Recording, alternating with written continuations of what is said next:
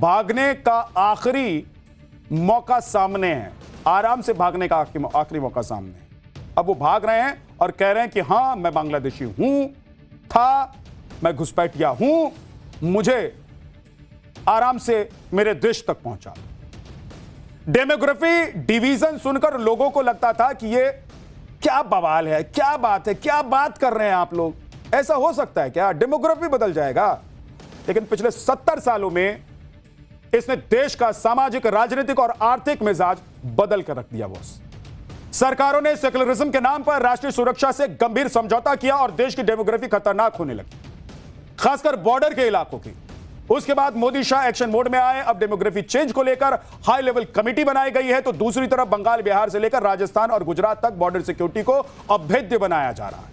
मतलब जो अवैध है उसे भगाओ और एक भी घुसपैठिए को आगे से अंदर मत आने दो। जो आए पहले उनको भगाइए और व्यवस्था ऐसी कर दीजिए कि कोई अंदर आ ना पाए। इस नीति पर काम चल रहा है, इस लेवल पर काम चल रहा है। कोई सोच रहा था, कोई कर रहा था, हिम्मत थी किसी में।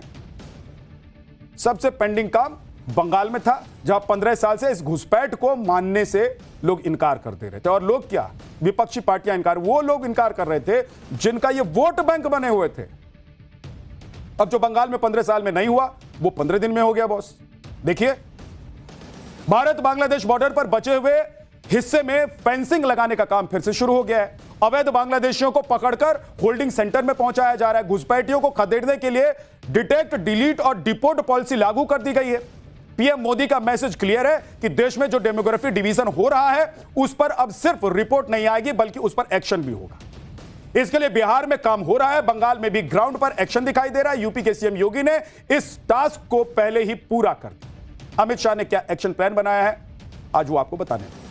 लेकिन पहले बंगाल में घुसपैठियों के बीच मची भगदड़ का एक ट्रेलर देखिए।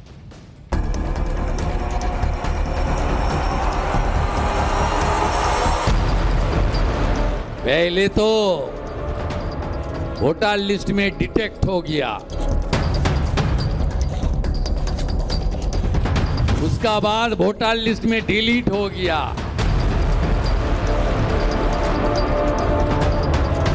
अभी तो टाइम आ गया है बंधु डिपोर्ट करने का।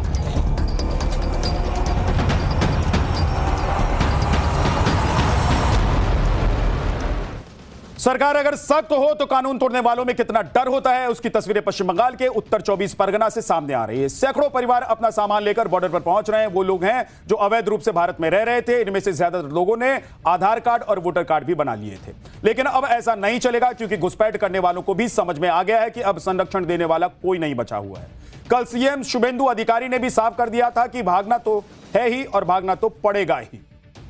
मुख्यमंत्री शुभेंदु अधिकारी ने पहले ही कह दिया था कि अब डिटेक्ट, डिलीट और डिपोर्ट किया जाएगा, लेकिन मुख्यमंत्री ने चेतावनी दे दी है कि जल्द भागो, वरना सरकार को जो करना है वही करेगी। अब बांग्लादेशी घुसपैठियों में इसलिए भगदड़ मची हुई है क्योंकि बंगाल में एक के बाद एक होल्डिंग सेंटर बनाए जा रहे हैं। मालदा, मुर्शिदाबाद के बाद अब सिलीगुड़ी में कम्युनिटी हॉल को होल्डिंग सेंटर में तब्दील किया जा रहा है। जो लोग होल्डिंग सेंटर में रखे जा रहे हैं उनके दस्तावेज वेरीफाई किए जा रहे हैं, जिसके बाद उन्हें डिपोर्ट किया जाएगा। होल्डिंग सेंटर में पुलिस का सख्त पहरा है, सीसीटीवी से निगरानी की जा रही है। हमारी संवाददाता पूजा मेहता मौके पर, ग्राउंड पर पहुंची। देखिए कैसे आंख खोलने वाले वहां की जो रिपोर्ट है वो सामने आई। पश्चिम बंगाल सरकार ने आदेश दे दिया है कि अगर पश्चिम बंगाल में कोई भी रोहिंग्या या फिर बांग्लादेशी नागरिक जो अवैध तरीके से पश्चिम बंगाल में रह रहा है तो उन्हें डिपोर्ट करने से पहले इसी तरीके के होल्डिंग सेंटर्स में रखा जाएगा।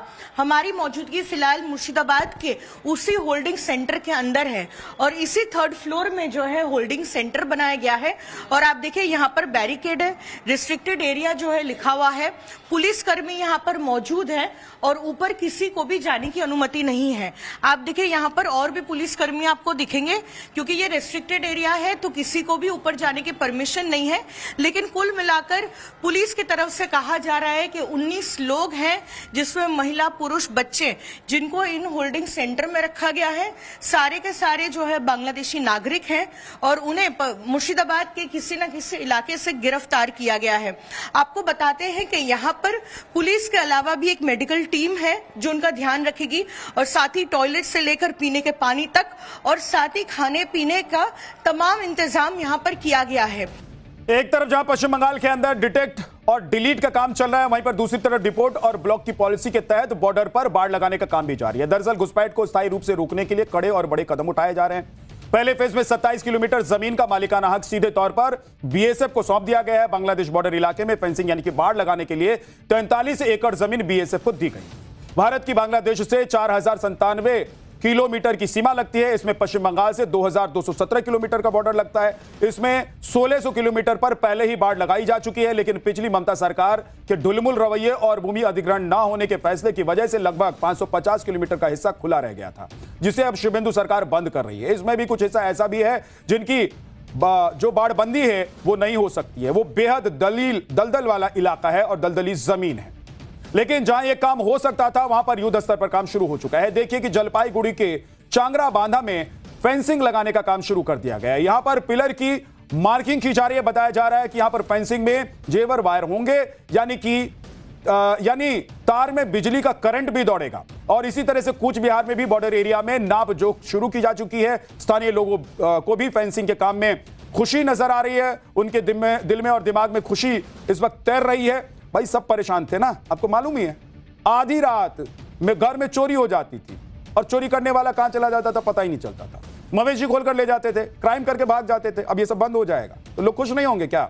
लेकिन जब फेंसिंग हो रही है तो हंगामा भी हो रहा है। करीब 6 दिन पहले कूच बिहार में 3 बीघा कॉरिडोर इलाके में विवाद हो गया था और बांग्लादेश की बीजीबी और स्थानीय बांग्लादेशी नागरिकों ने बीएसएफ के फेंसिंग के काम रोकने की कोशिश की थी।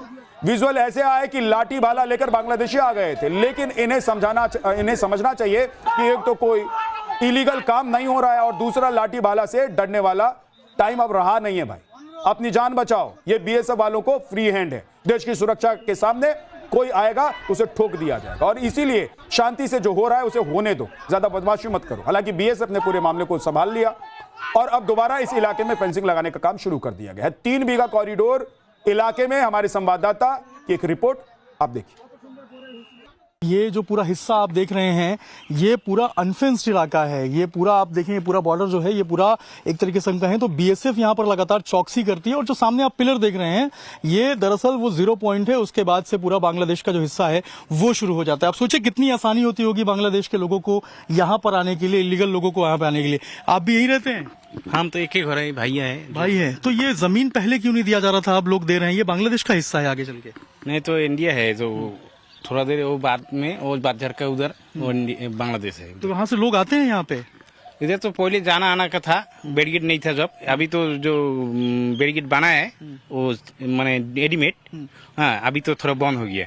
अभी जाने आने का कोई पहले लोग बहुत संख्या हाँ पहले जाता था, अभी नहीं है। चौकसी बढ़ा दी गई। हाँ अभी जो बैरिकेड होगा अच्छा होगा, हम लोग के लिए बहुत अच्छा होगा। आप चाहते हैं फेंसिंग हो? हाँ फेंसिंग हो, हम लोग चाहता है। तो जमीन आप लोगों ने दिया है? हाँ देता है, तो सारे आदमी दे दिए। कोई दिक्कत परेशानी? नहीं कोई दिक्कत परेशानी नहीं है। तो ये इतने साल बाद आप लोग जमीन दे रहे हैं, पहले क्या जमीन नहीं मांगा जा रहा? इधर माने बैरिकेड होने के बाद नहीं था पहले, अभी हुआ, अभी देता है आदमी लोग। बॉस, बांग्लादेश के बॉर्डर से सिर्फ अवैध घुसपैठी नहीं होती थी, बड़े पैमाने पर स्मगलिंग और तस्करी भी हो रहा था।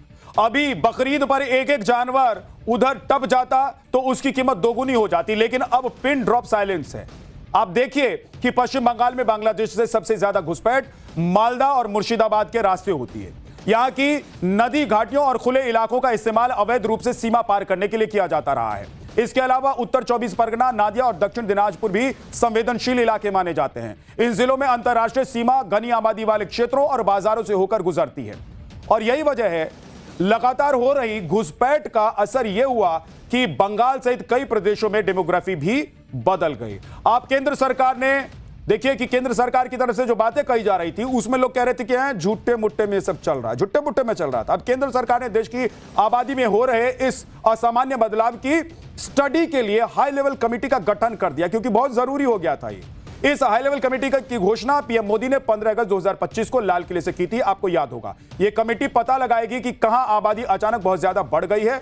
हर स्तर पर आबादी में बदलावों को रिपोर्ट बनाई जाएगी और आबादी बढ़ने वाले क्षेत्रों में सीमित संसाधनों से अतिरिक्त दबाव कम करने के लिए नीतियां बनेंगी। साथ ही भविष्य में सीमा सुरक्षा मजबूत करने के लिए भी कदम उठाए जाएंगे और नागरिकता नियमों को कड़ा करने के लिए कानून लागू किए जा सकते हैं। अवैध घुसपैठ के बाद कैसे कुछ इलाकों में डेमोग्राफी बदल रही है ये देखेंगे तो आप भी चौंक जाएंगे, आपके होश उड़ जाएंगे। मई 2024 में पीएम की आर्थिक सलाहकार परिषद ने एक रिसर्च पेपर जारी किया था जिसका शीर्षक था share of religious minorities across country analysis 1950 to 2015, यानी कि 1950 से 1915 के बीच। रिपोर्ट के मुताबिक 1950 से 2015 के बीच कुल आबादी में हिंदू आबादी 7.82% कम हो गई और इसी दौरान मुस्लिम आबादी 9.84% से बढ़कर 14.09% हो गई, जबकि ईसाई 0.12% और सिख 0.61% बढ़े। असम के पूर्व राज्यपाल एसके सिन्हा ने 1998 में अवैध घुसपैठ पर एक रिपोर्ट तैयार की थी बॉस। रिपोर्ट के मुताबिक बांग्लादेश से घुसपैठ से असम के कई सीमावर्ती जिलों में मूल निवासी अल्पसंख्यक होते जा रहे हैं। 2003 में सेंटर फॉर पॉलिसी स्टडीज ने भी अवैध घुसपैठ पर एक रिपोर्ट दी थी जिसके मुताबिक 1951 में बंगाल में मुसलमानों की हिस्सेदारी 19.5% थी जो 2011 में 27% हो गई बॉस। आप सोचिए कि कितना कुछ बदल गया। लेकिन बंगाल के पश्चिमी जिलों बांकुड़ा और पुरुलिया में यह स्थिर या फिर धीमी बढ़ी, जबकि बांग्लादेश सीमा से सटे जिलों में औसत से दोगुनी तिगुनी रफ्तार में यह आबादी बढ़ गई। बिहार के किशनगंज में 1951 में मुस्लिम आबादी 40% थी, 2011 में 68% हो गई। वहीं कटिहार, पूर्णिया और अररिया में भी मुस्लिम आबादी 11 से 12% तक बढ़ गई है। आप सोचिए कि कितना कुछ बदल गया। ये लोग कह रहे हैं कि क्या हो रहा है, कुछ नहीं बदल रहा है, बदल रहा है।